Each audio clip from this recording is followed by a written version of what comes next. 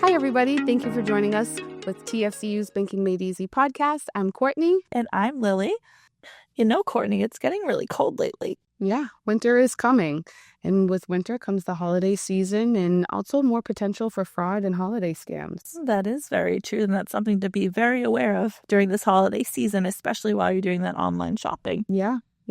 Well, speaking of fraud and scams, I actually have a trivia question for you if you're ready. I am. Okay. It's going to be multiple choice. Okay. I'm going to give you a couple of options, but I have faith in you. I think you got this. Okay. What is the dollar amount that people lost due to scams in the year of 2023? I have option A, $1 billion. Option B, $4 million. Option C, $5 billion. Or option D, $10 billion. I'm going to go with option C, $5 billion.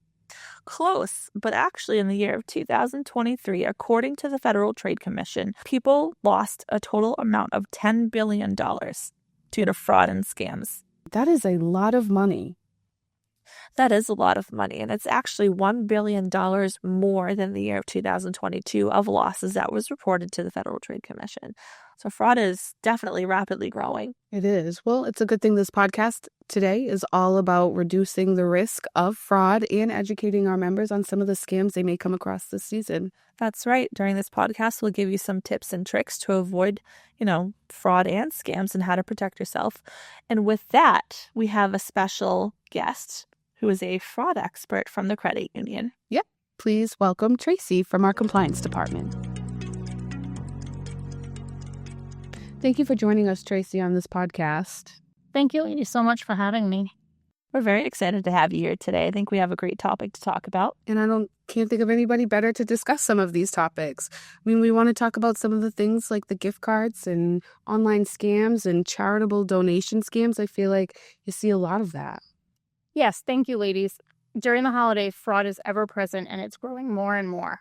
Right now, we have a lot of holiday scams that people might be seeing with online shopping, with purchasing of gift cards, and there's also the charitable donation scams that are going on. So just want to give our members some information as to how they can avoid some of these and help them not be part of the FTC's stats for 2025.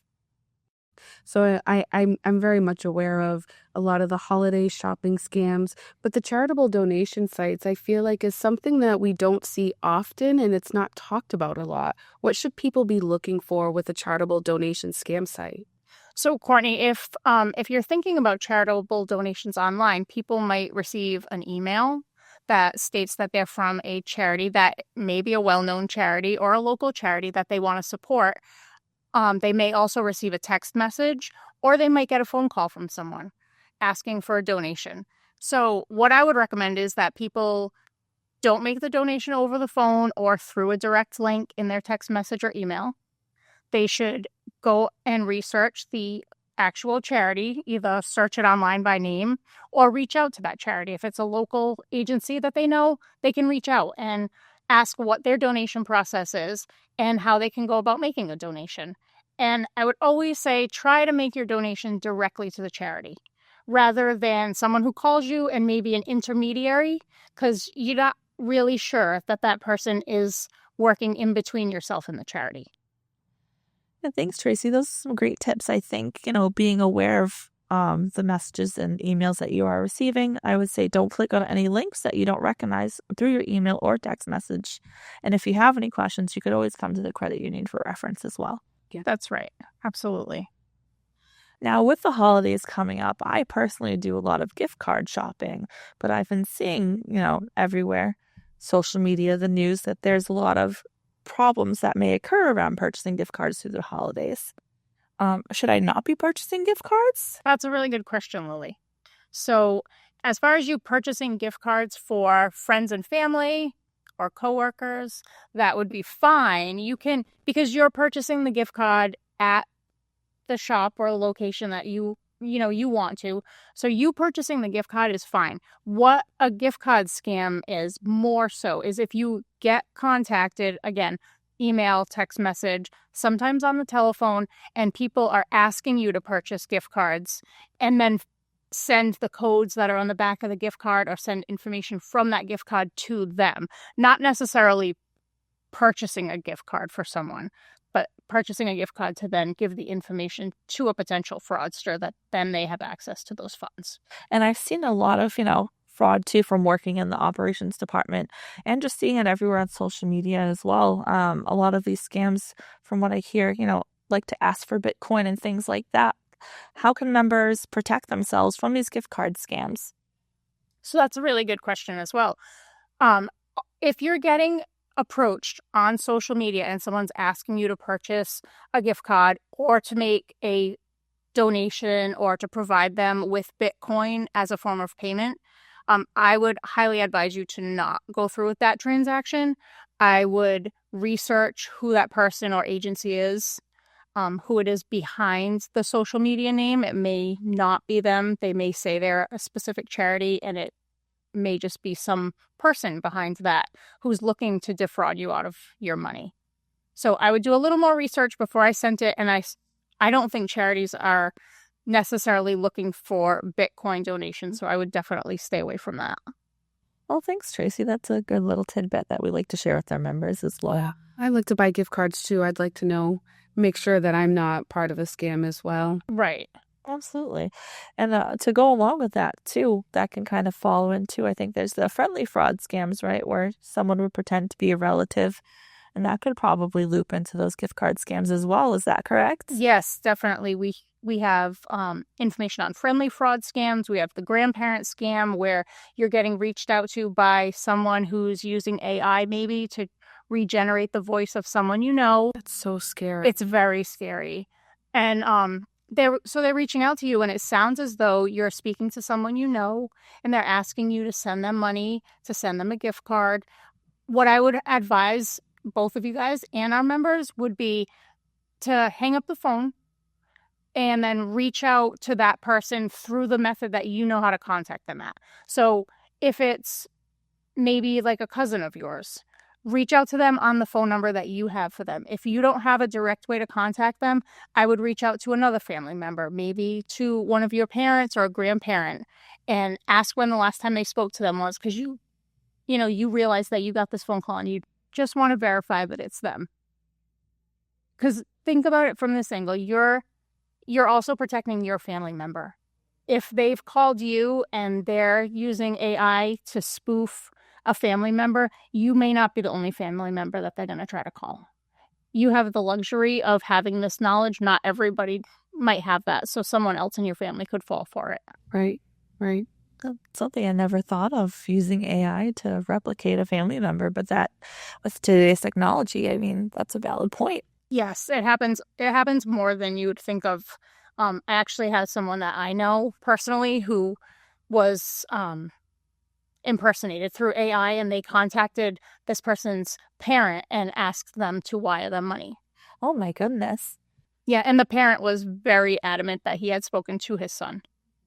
That's how good the AI is. It's really good. So always just hang up and then call that person directly. Yes. Yeah. Hang up, disconnect the call, and then call them back at a number that you know that they've given you.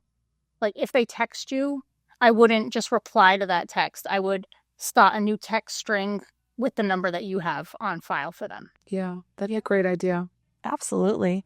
Now, speaking of frauds and scams that we were talking about as well, holiday seasons, people are purchasing gift cards, but what if you don't? What if you're more privy to online shopping?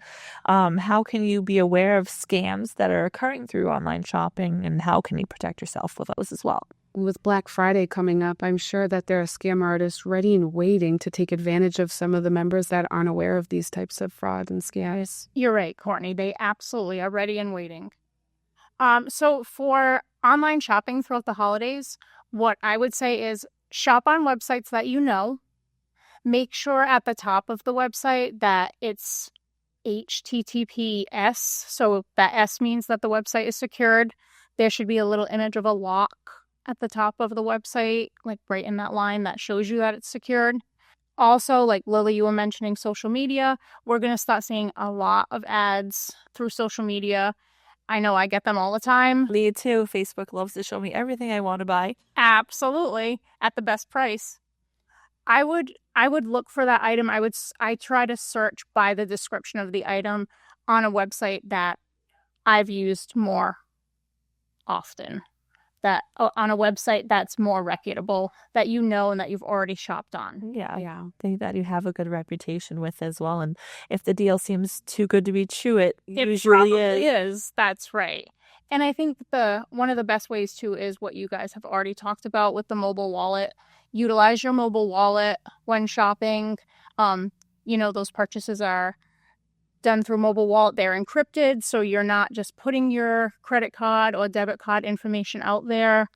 That would be my best advice on those.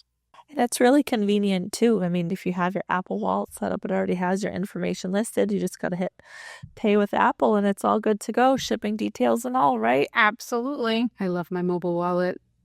Shipping details are saved in there and it's encrypted form of purchase, so you're secure. Safe and secure. Yeah, that's right. Best way to shop.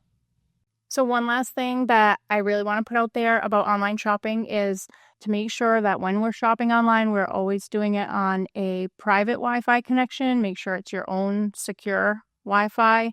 Shopping on public Wi-Fi is very dangerous. It opens you up to people scammers getting access to your phone, access to your purchases.